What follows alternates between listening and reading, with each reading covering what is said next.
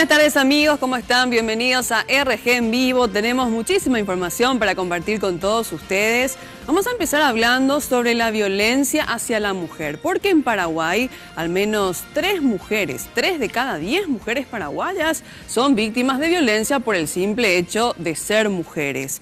Hasta el momento la Fiscalía registra más de 9.000 denuncias por maltratos y otro tipo de abusos hacia las mujeres y hubo hasta julio pasado un total de 27 feminicidios. Ante este panorama, el Ministerio Público presentó el protocolo de atención a víctimas. En mesa de entrada de la Fiscalía, ya se registraron más de 9.400 denuncias por violencia intrafamiliar y en el Centro de Atención a Víctimas del Ministerio Público, la mitad de los casos atendidos son por agresiones de la pareja o expareja.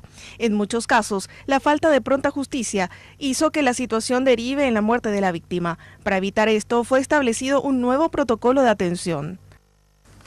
Prevé este protocolo no solamente el feminicidio, también la tentativa de feminicidio, y finalmente la valoración de riesgo.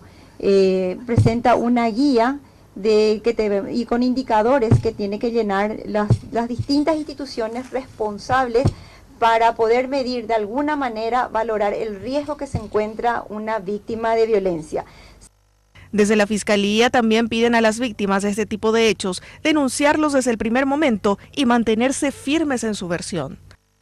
Hay circunstancias que ocurren dentro del mismo seno familiar y esta persona que ha venido a denunciar posteriormente viene a decir que no pasó nada. Y eso es una circunstancia complicadísima para los referentes de justicia. Cuando te agrede, cuando te humilla, cuando viene tomado a en la casa y le agrede a tus hijos, y eso ya es violencia familiar. El protocolo también será compartido con el Ministerio de Salud, la Defensoría del Pueblo, la Corte Suprema, la Policía y los Ministerios de Educación, de la Defensa Pública y de la Mujer.